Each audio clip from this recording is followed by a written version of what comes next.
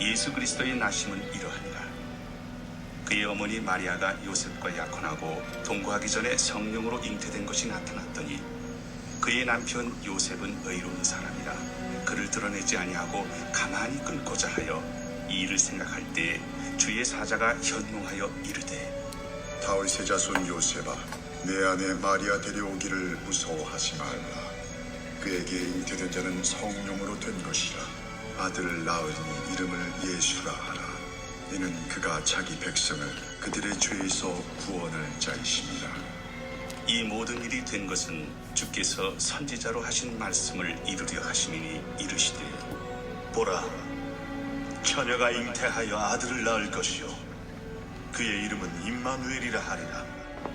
이를 번역한즉 하나님이 우리와 함께 계시다 함이라. 요셉이 잠에서 깨어 일어나 주의 사자의 분부대로 행하여 그의 아내를 데려왔으나 아들을 낳기까지 동침하지 아니하더니 나음에 이름을 예수라 하니라. 할렐루야. 하나님께서 사람을 사용하실 때는 그 사람의 신앙이나 또는 그의 됨됨이, 그의 인격, 성격 이런 것들을 전혀 감안하지 아니하시고 아무나 들어서 사용하지 않으신다는 것을 우리는 성경을 통해서 볼 수가 있습니다. 여기 마리아의 남편 요셉은 마리아하고 약혼하고 이제 그와 동침하기 전에 그 기간이었는데 여기 성경에 보면은 요셉은 의로운 사람이라 이런 의롭다라고 칭하는 것이 창세기에 보면은 노아에게도 노아는 당대 의로운 사람이라 하고 기록하고 있습니다. 여기서 의롭다라는 것은 그가 죄 하나도 없는 그런 사람이란 뜻이 아니고 그의 그 신앙이나 그의 인격이 정말 흠이 없는 그런 사람이라 이런 뜻인 것 같습니다. 일반적인 남성이라면은 자기가 약혼하고 결혼할 여자가 자기는 아무 짓도 안 했는데 임신을 했을 때 어떻게 처신을 할 것인지, 이 당시에는 더군다나 여자가 간음을 하고 그래서 이러한 불륜을 저질러서 임신을 하면은 이거는 당연히 율법에 의해서 죽여야만이 되는 것이었던 것입니다. 그래서 배가 불러오는 그 마리아를 바라보는 그 요셉의 마음이 아주 착잡했지요. 그래서 어떻게 요셉은 하기로 했는고 하니 가만히 끊고자 아무에게도 소문내지 않고 아무도 모르게 조용히 헤어지기로 마음을 먹었다 그랬습니다. 이때 요셉의 마음이 얼마나 번민하고 얼마나 괴롭고 또 배신감도 있고 사랑하지만은 그 배신감 때문에 그 실망감 때문에 요셉은 아마 잠을 못 이루고 무척 괴로워했을 것입니다. 그냥 아무 생각 없이 그냥 보내야지 했던 것이 아니라 이 요셉의 마음의 고뇌를 우리는 성경에서 기록하지 않고 있지만은 얼마든지 정황상 우리는 상상할 수가 있죠. 그런데 요셉의 이 마음을, 이 생각을 하나님께서 다 아십니다. 하나님은 우리가 겉으로 드러나는 행동, 그것만을 하나님이 보시는 것이 아니라 우리가 생각하고 있는 그 생각까지도, 그래서 생각부터 우리는 죄인이라 하고 말씀하시는 것이 우리가 무슨 생각을 하고 있는지 그것도 아시고 계시는 것입니다. 이 생각을 아시는 하나님께서 요셉에게 말씀하시는 것입니다. 다윗의 자손 요셉아, 여기 요셉은 다윗 왕의 그 집안의 유다 지파의 후손인 것입니다. 다윗의 자손 요셉아, 이거는 굉장히 아주 사랑스러운 호칭인 것이죠. 그냥 요셉아가 아니라 이스라엘의 그 유다의 왕 하나님이 그렇게 사랑하시던 다윗의 자손이라는 것은 하나님께서 이 요셉의 가정을 인정을 하시는 것입니다. 요셉아, 내 아내 마리아 데려오기를 무서워하지 말라. 그에게 잉태된 자는 성령으로 된 것이라. 그를 데려오기를 너는 무서워하지 말라. 그가 잉태한 것은 성령으로 잉태한 것이다. 그가 아들을 낳을 것이니 아들을 낳으면은 이름을 임마누엘이라 하리라. 그 하나님께서 이렇게 요셉에게 번민하고 고민하던 요셉에게 마리아를 돌려보내려고 하던 그 직전에 그 일을 멈추도록 하나님이 꿈에 현몽하시는 것입니다. 그러시면서 여기에 말씀하십니다. 이 모든 일이 된 것은 주께서 선지자로 하신 말씀을 이루려 하심이니 이르시되 보라 처녀가 잉태하여 아들을 낳을 것이요 그의 이름은 임마누엘이라 하리라. 이사야서 7장 14절에 이미 이와 같은 이 말씀이 예언이 되는 것입니다. 우리는 정말 놀랍지 않습니까? 구약 성경에 이보다 수백 년 전에 이사야 선지자가 어떻게 처녀가 잉태한다는 어떤 예언, 많은 예언들이 있었고 많은 언약이 있었지만은 그러나 무엇보다도 정말 기가 막힌 예언은 처녀가 잉태한다는 것입니다. 이것은 생물학적으로 어떤 방법으로도 이거는 결코 처녀는 잉태할 수가 없지 않습니까? 그런데 이미 이사야 선지자는 이와 같은 예언을 했어요. 아마 이 예언을 사람들이 이게 도대체 무슨 소린가 믿을 수 없다 했겠지만은 그러나 이사야는 하나님의 성령에 감동이 되어서 언젠가는 바로 처녀가 잉태하여 아들을 낳을 것이니 이것은 그 아들을 낳는 것은 곧 하나님이 우리와 함께 하신다라는 뜻인 것입니다. 임마누엘은 하나님이 우리와 함께 하신다는 처녀가 잉태하여 아들을 낳을 것이다. 처녀가 아들을 낳는다는 그 사실만으로 정말 이거는 너무 어마어마한 예언인데 그가 아들을 낳을 것이니 그 이름은 바로 번역하면은 하나님이 우리와 함께 하신다는 뜻 임마누엘이라 하리라. 이렇게 예언을 했습니다. 이 말씀을 천사가 가르쳐 주면서 이미 예언된 건 아니냐. 예언된 말씀을 이루기 위해서 그 처녀가 바로 내가 앞으로 결혼할 여자 마리아라는 것을 요셉에게 일깨워 주시는 것입니다. 요셉은 그 말을 듣고 바로 이 요셉은 마리아를 데리고 결혼을 하고 그리고 아이를 낳기까지 동침하지 아니하였다. 참으로 이 요셉은 하나님께서 쓰시기에 합당한 사람이었어요.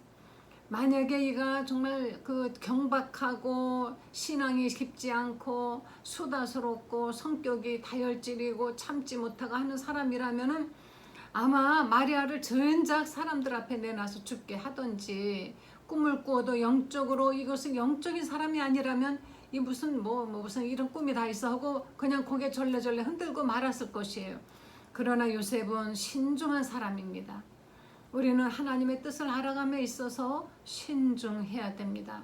너무 가볍게, 너무나 쉽게, 너무 경박하게 그렇게 우리는 소홀하게 생각하지 말고 요셉이 정말 깊이 고민한 끝에 이는 하나님의 음성을 듣고 그 음성을 따라서 그대로 이는 순종하여서 남들이 보기에는 속도 위반을 했구나 하고 생각할 것이죠. 왜냐하면 요셉이 입 딱 다물고 있기 때문에.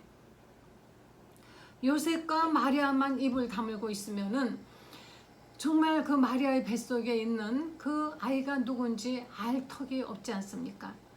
이 요셉은 그래서 말없이 그 아내와 마리아와 결혼을 하고 아이를 낳기까지 동침하지 아니하였다.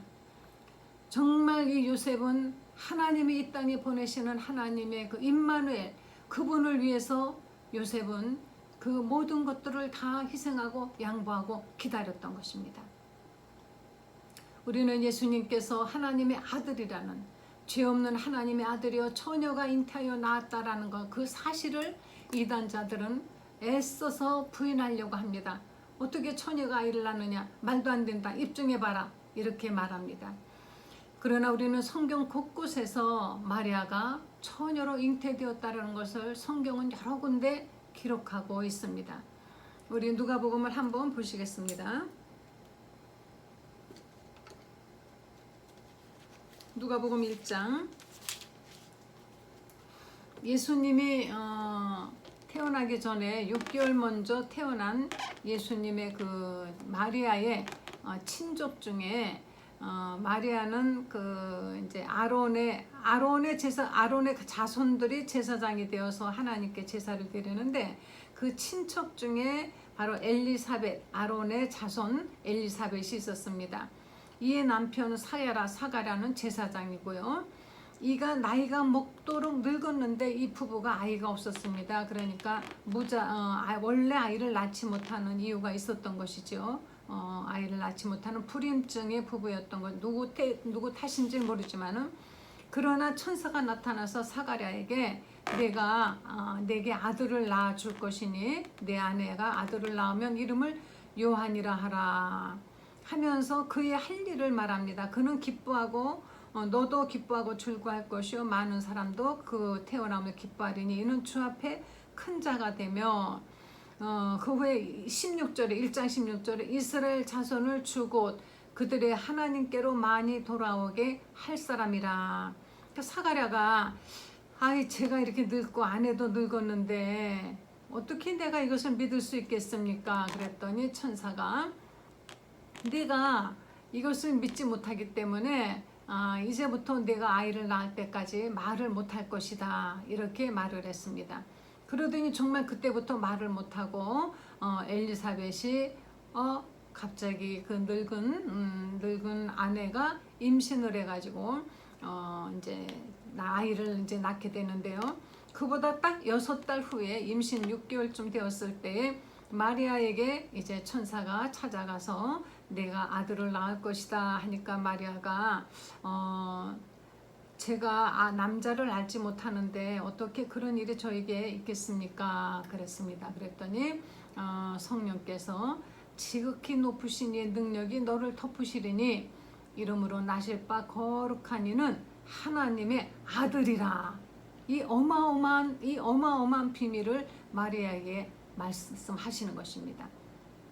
그러면서 마리아가 믿지 못하니까 내 친척 엘리사벳도 늙었는데 아들을 배웠다. 원래 임신하지 못한다고 알려진 원래 임신 못한다고 알려진 엘리사벳이 6달이나 이미 되었다. 대저 하나님의 모든 말씀은 능치 못함이 없느니라 하니까 마리아가 자기 친척 엘리사벳이 원래 아이를 낳지 못하는 사람이고 이젠 할머니인데 그가 임신했다 하니까 마리아가 그러면 나도 주의 종이오니 말씀대로 내게 이루어지기 원합니다. 제가 순종하겠습니다. 이렇게 마리아가 이제 순종을 했습니다. 그러고는 바로 엘리사벳에게 달려갔는데요. 엘리사벳이 그때 아이가 뱃속에서 6개월 되었는데 뱃속에 있던 아이가 막 마리아가 마리아가 오는 걸 보더니 뱃속에서 아이가 막 놀았다 그랬습니다. 그래서 엘리사벳이 내 주의 어머니가 내게 나오니 이 어찌된 일인가. 이 태중의 아이도 정말 이 태중의 아이가 기쁨으로 뛰어노는구나 이렇게 이제 말했습니다. 여기에 마리아가 성령으로 잉태가 되어서 하나님의 아들, 다시 말하면은 이 세상에 구주가 되신 메시아가 오신다라는 것을 아는 또 한 사람이 있으니 그가 바로 엘리사벳인 것입니다.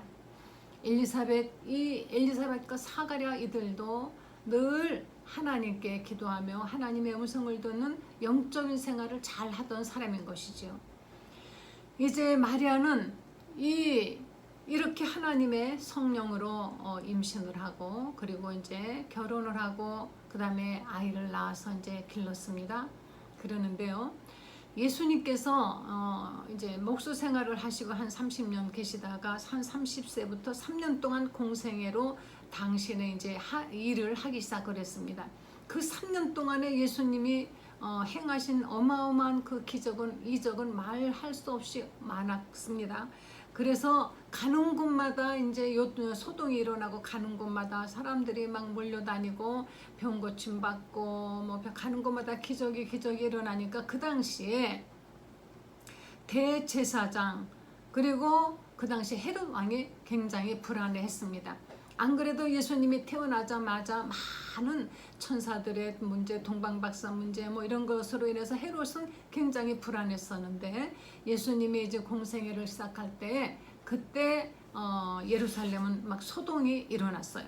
그런데 예수님께서 결국은 어떻게 예수를 죽일까, 이 대제사장들은 그것만 그냥 궁리하던 끝에 예수님께서 아무리 찾아도 죽일 만한 죄는 짓지 않았는데 예수님의 말을 들어보니까 예수님의 말인즉 한마디로 나는 하늘에서 온 자고 하나님은 나의 아버지라, 이렇게 말씀하시는 것입니다.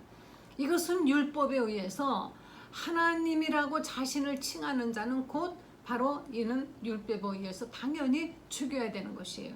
그런데 자기들의 법에는 사람을 죽일 수 있는 자기 법은 있지만 권한은 없었습니다. 왜냐하면 로마가 통치하고 있었기 때문에.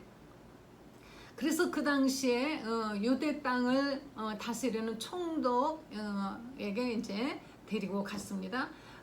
우리가 사도신경 외울 때마다 꼭 나오는 빌라도가 그 당시에 총독이었어요. 그 빌라도에게 이 예수님을 넘겼습니다. 빌라도가 왜 이 사람을 죽이려고 하느냐 그랬더니 이 사람은 죽일 죄를 당연히 우리가 찾았다 이제. 그런데 빌라도가 봤을 때는 이 사람이 죽을 일을 하질 않았거든요. 이 사람이 죽을 일을 하지 않았는데 왜 자꾸 너희들은 그러느냐 했더니 유대인들이 무조건 죽이라고 자기를 왕이라고 하는 자는 바로 가이사, 다시 말하면 로마의 황제에게 도전하는 자가 되니까 죽이라고 이렇게 말을 했습니다. 예수님께서 왕이라고 한 것은 바로 이 세상 왕이라고 한 뜻이 아니었던 것이에요. 이 사람들이 말을 왜곡하고 해서 모함하고 해서 결국은 빌라도는 너무 골치 아프니까는 예수님을 이제 죽이게 해서 그 당시에 형 집행하는 방법이 십자가에 나무에 매다는 것이었습니다. 그런데 예수님께서 그렇게 해서 이제 두 강도들과 그날 이제 형 집행을 하는 강도가 2명 있었고 예수님, 그렇게 해서 3사람이 십자가에 이제 매달리는데 그 예수님이 잡히자마자 예수님의 제자들은 일제히 다 도망갔어요. 그렇게 예수님을 위해서 자기가 목숨을 다하겠다고 큰 소리치고 호언장담하던 베드로도 도망가고 그냥 다 도망갔습니다. 막 몰래 숨어서 볼지언정. 그런데 예수님 십자가에서 죽으실 때 그 십자가 아래에 바로 예수님의 모친 마리아가 있었습니다. 그리고 예수님의 제자 요한이 있었어요. 예수님께서 이제 숨이 끊어지기 전에 어머니 보소서, 여자여 보소서, 아들입니다.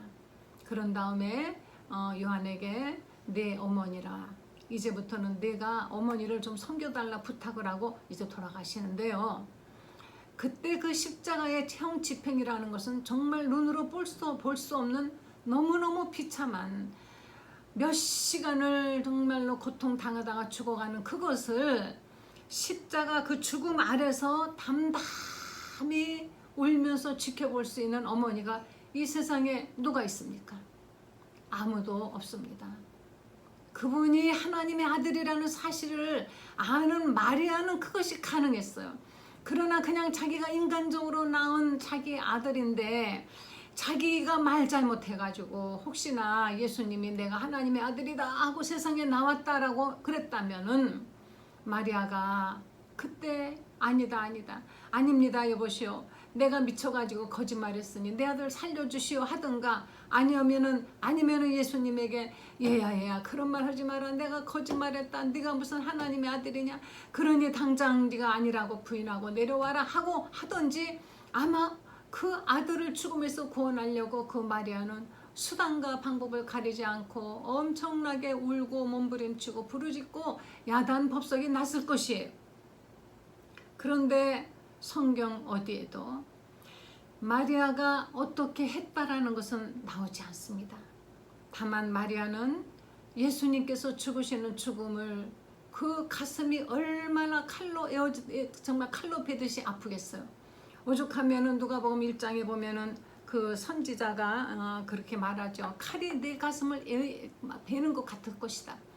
그런 아픔을 이 마리아는 정말 느끼면서도 예수님의 죽음을 만류하고 예수님에게 매달리지 않고 어느 누구에게도 매달리지 않았어요. 그 전에도 마리아는 가나 혼인집에 포도주가 떨어졌을 때 이제 포도주가 없으면 혼인잔치는 그냥 망치는 건데 그때 마리아는 왜 예수님에게 포도주가 없다라고 말했을까요? 그때 예수님께서 여자여 때가 이르지 않았습니다. 아직은 내가 그렇게 기적을 행하고 할 때가 되지 않았습니다. 이제 말하고는 그 다음에 물을 갖다 부어라. 근데 그 전에 마리아는 벌써 예수님이 어떤 분인 줄 알기 때문에 거기에 일하는 사람들 보고 저 예수가 무엇을 너에게 시키든지 그대로 하라 이렇게 명령을 했습니다. 무엇을 시키든지 너희는 그대로 해라. 이 기가 막힌 믿음의 말을 할 수 있는 사람은 누구일까요? 모친 마리아입니다. 마리아는 잘 압니다. 자기가 어떤 상태에서 잉태를 하고 아들을 낳았는지 그 아들 예수가 누구인지 정말 마리아는 자기가 몸으로 체험한 자기만이 증인인 것입니다. 그런데 결국은 하나님의 아들이라고 하는 그것 때문에 대제사장들이 결국은 죽음에 넘기도록 해서 아들이 죽어가는 그 나무 아래서 죽어가는 그 아들 피를 흘리고 옆구리에서 물이 쏟아지면서 정말로 고통스러운 몇 시간의 고통을 경험하면서 그 목숨이 기진맥진에 떠나가는 마지막으로 엘리 나바 사박단이 부르짖으시고 목숨이 딱 끊어지는 그 시간에도 마리아는 조용히 그 슬픔을 억누르면서 예수님의 죽음을 바라볼 수 있었던 것, 이것은 무엇보다도 이것은 어떤 것으로도 정말 더 대신할 수 없는 마리아가 예수님이 하나님의 아들이라는 성령으로 잉태됐다는 것에 대한 바로 증인인 것입니다. 어머니는 이 세상에서 가장 강하고 진실합니다. 어머니의 사랑처럼 이 세상에서 순간 사랑은 없는데 마리아는 왜 자기의 그 큰아들이 그렇게 죽도록 그냥 보고 있었을까요? 마리아는 잘 알기 때문인 것입니다. 그리고 그 후에 예수님이 부활하시고 이제 승천하실 때 하시는 말씀이 내가 이제 가서 너에게 성령을 곧 몇 날이 못되어 보내줄 터이니 너희는 예루살렘을 떠나지 말고 여기서 기다려라. 그랬더니 사람들이 한 500명 정도 이제 시작을 했습니다. 그런데 하루 이틀 기다리다 가버리고 열흘째 되는 날은요. 그때 한 120명 밖에 안 모였어요. 근데 그 나머지 남아있는 그 무리 속에 마가다락방의 그 무리 속에 마리아가 자기의 아들들 그러니까 예수님의 그 동생들을 데리고 와서 같이 기다리고 있었다는 것입니다.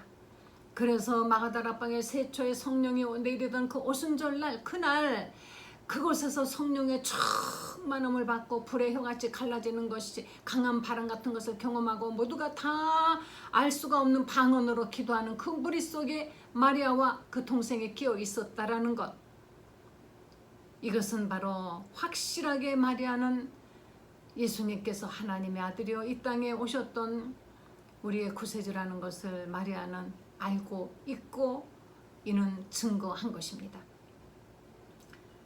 하나님의 말씀이 육신이 되어 이 땅에 오실 때 마리아를 사용하셨고 마리아의 남편 요셉 그 의로운 사람을 사용하셨습니다.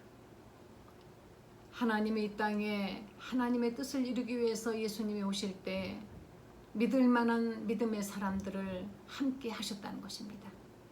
이제 우리도 이 땅에서 하나님의 뜻을 이룰 때 여러분을 하나님이 사용하시도록 하나님께 여러분을 내맡기지 않으시렵니까?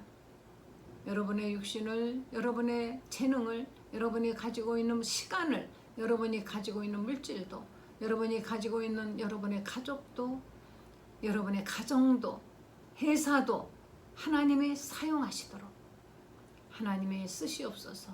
나는 주의 계집종이오니 주의 말씀대로 이루어지이다. 하나님께 이와 같이 나는 당신의 계집종입니다. 나는 당신의 종입니다. 주의 말씀대로 하시옵소서. 이렇게 기도할 수 있는 믿음의 성도님들 되시길 간절히 축원합니다. 기도하시겠습니다. 하나님, 나는 주님의 종입니다. 마음대로 하시옵소서 하고 기도할 수 있는 저희들 되게 해주시기를 원합니다. 우리는 이 땅에서 가지고 있는 정말 적은 것, 너무나 짧은 육신의 시간, 이런 것들도 하나님께 드리기 아까워하고 인색해하고 있다면 우리는 어찌 하나님의 그 큰 뜻에 함께하는 사람들이 될 수가 있겠습니까? 주님이시오, 주님께서 강하게 역사하셔서 주님께 가지고 있는 것을 드려서 주의 일에 동참하기를 원하는 사람들을 써주시기를 원합니다. 저들의 가정을 사용하시고 저들의 사업장을 사용하시고 저들의 육신도 재능도 물질도 그의 식구들도 다 사용하여 주시고 하늘에서 잘했다 칭찬받으며 영광의 면류관을 받는 성도들의 반열에 서게 하여 주시옵소서. 감사드리면서 우리 구주 예수님의 거룩하신 이름으로 기도했습니다. 아멘.